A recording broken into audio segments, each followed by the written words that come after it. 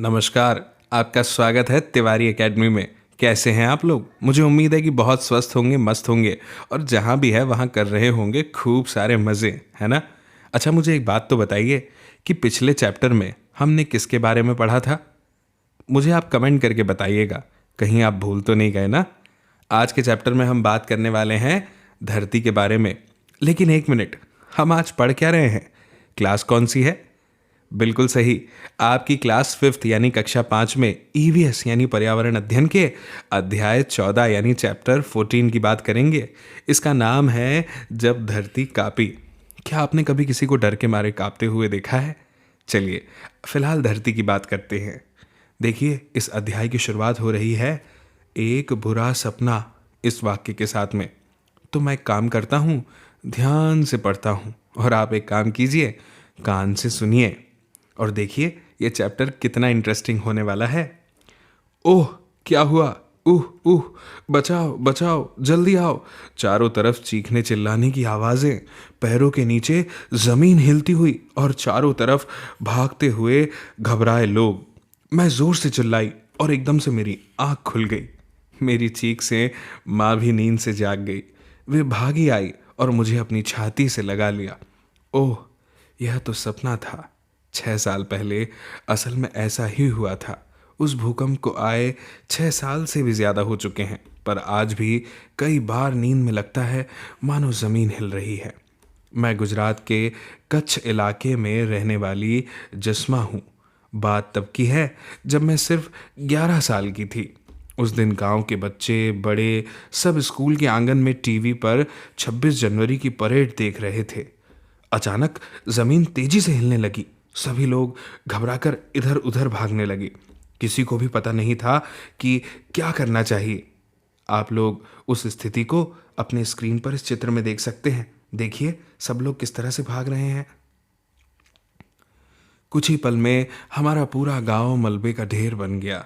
हमारा सारा सामान, कपड़े, बर्तन, खाना, सब कुछ मलबे में दब गया।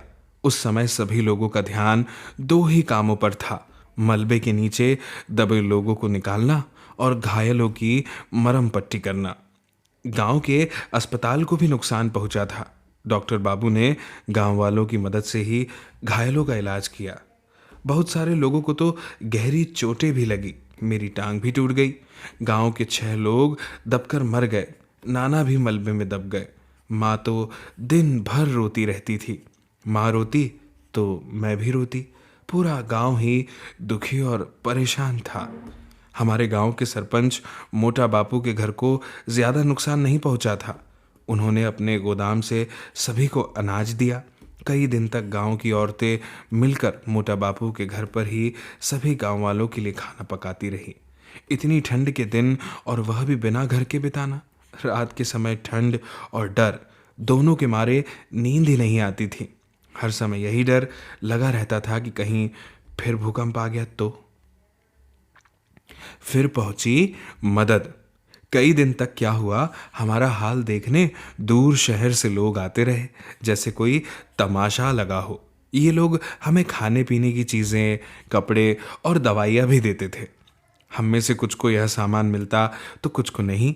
खूब छीना झपटी होती थी इन चीज़ों के लिए।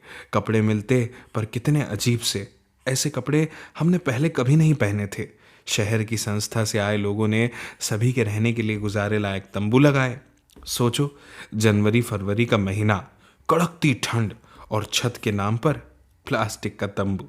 उन लोगों में कुछ वैज्ञानिक भी थे जो अपने खास तरीकों से पता करते थे कि किस इलाके में भूकंप आने का कितना खतरा है। गांव वालों की उनके साथ कई बार बातचीत हुई। उन लोगों के पास घर बनाने के लिए कुछ सुझाव थे। इन लोगों में कुछ इंजीनियर और कुछ आर्किटेक्ट भी थे जिन्होंने हमें घरों के खास डिजाइन दिखाए। उन्होंने बताया कि खास तरह के डिजाइन से भूकंप आने पर कम से कम नुकसान होगा। पर गांव वालों को डर था कि कहीं ऐसा करने से गांव अपने गांव जैसा ही न लगे। आखिर में यही फैसला हुआ कि हम अपना घर अपने आप मिलकर बनाएंगे, संस्था के सुझाव डिजाइन के अनुसार। ये भी निश्चित हुआ कि गांव का स्कूल वे लोग बनाएंगे। सब ने मिलकर पूरा गांव फिर से खड़ा किया। गांव के कुछ लोग सूखे तालाब को खोदकर चिकनी मिट्टी लाए, मिट्टी में फिर गोबर मिलाकर बड़े बड़े उपले बनाए और उन्हें एक दूसरे पर रखकर दीवारें खड़ी की। चूने से दीवारों की पुताई की, घास फूस की छत बनाई, फिर आईने के टुकड़ों से घर को सजाया। हमारे घर की दीवारों पर माँ और मैंने चित्रकारी की। अब रात में हमारा घर हीरे सा चमकता है।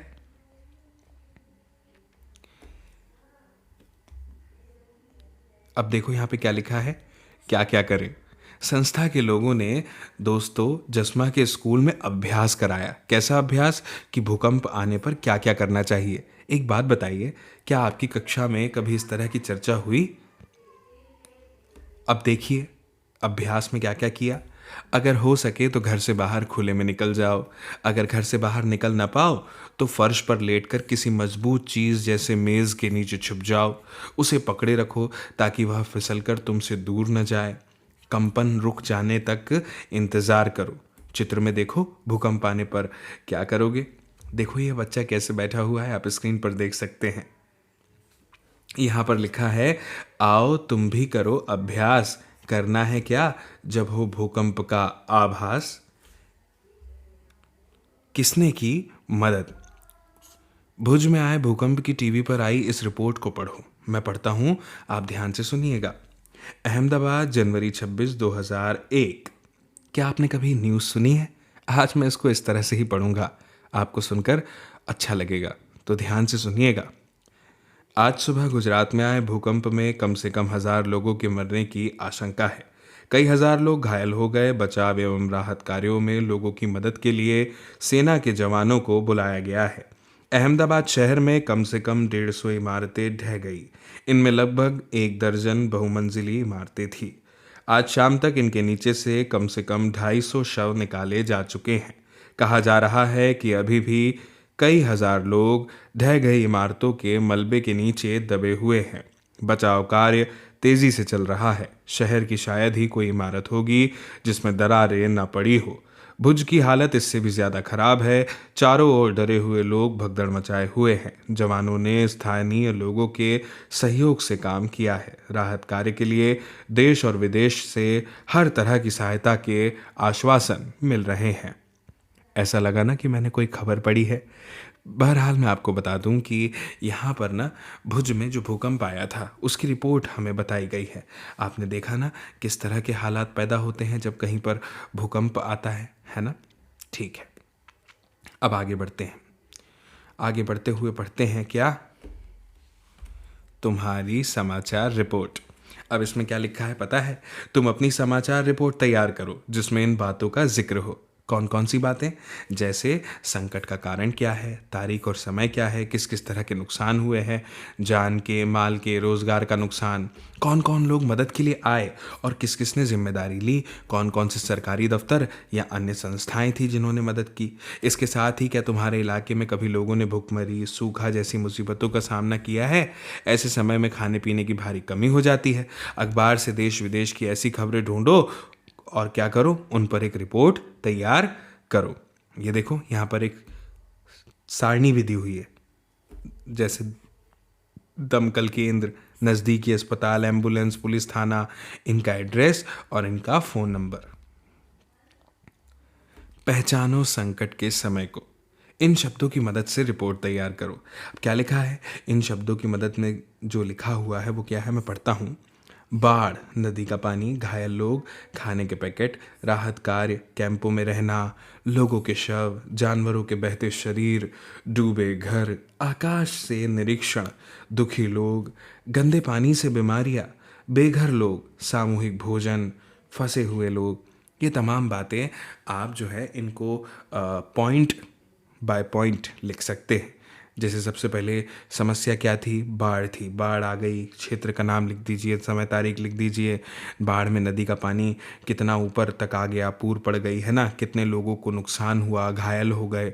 फिर ऐसे में किन किन लोगों ने मदद करी, खाने के पैकेट दिए, है ना, राहत कार्य के लिए क्या किया, कैंप लगाए, कैंपों में किस तरह से आप रहे। जैसे अभी हमने अध्याय में पढ़ा ना, जसमा बता रही थी कि जनवरी फरवरी का महीना था, कड़ाके की ठंड थी और ऐसे में उन कैंपों में रहना पड़ रहा था। ऐसे वस्त्र पहनने पड़ रहे थे जो उसने कभी पहले नहीं पहने थे, नहीं देखे थे। ठीक है, अब देखिए क्या लिखा है। हम क्या समझे, बाढ़ के समय किस किस तरह की परेशानियां आती होंगी। चित्र देखो, बाढ़ के बाद बच्चे किस तरह से स्कूल में पढ़ने के लिए आए हैं। लिखो, बाढ़ के बाद भी ज़िंदगी को दोबारा पटरी पर लाने में और क्या क्या करना पड़ता होगा, है ना। तो दोस्तों, मुझे उम्मीद है कि आपको ये अध्याय बहुत पसंद आया होगा और अच्छे से समझ में भी आया होगा। ये अलग बात है कि मैंने इस अध्याय को पढ़ा है, लेकिन जहाँ पे ज़रूरत थी वहाँ रुककर आपको समझाया भी है। आप जानते हैं कि इस अध्याय में सरल शब्दों का प्रयोग किया गया था। मैंने हाईलाइट भी किया है ताकि आपको आसानी से जो मैं पढ़ रहा हूँ वो समझ में आ सके। अच्छा, एक बात और, अगर इस वीडियो को देखते समय आपको कुछ समझ में नहीं आता है तो आप कमेंट बॉक्स में कमेंट करके बता भी सकते हैं अपनी परेशानी, अपनी समस्या। मैं ज़रूर उसको हल करने की कोशिश करूँगा, ठीक है ना। अब क्या, जल्दी ही मिलूँगा अगले वीडियो में। अरे अरे, लेकिन एक मिनट रुकिए तो, आप इस वीडियो की लिंक को ज़रूर शेयर कीजिए, साझा कीजिए अपने दोस्तों के साथ, मित्रों के साथ, सहपाठियों, परिजनों के साथ, ताकि वे लोग भी देख पाएँ इस वीडियो को, समझ पाएँ इस जानकारी को। आपसे जल्दी मुलाकात होगी अगले अध्याय में, अगले वीडियो के साथ। तब तक के लिए आप सभी को मेरा नमस्कार।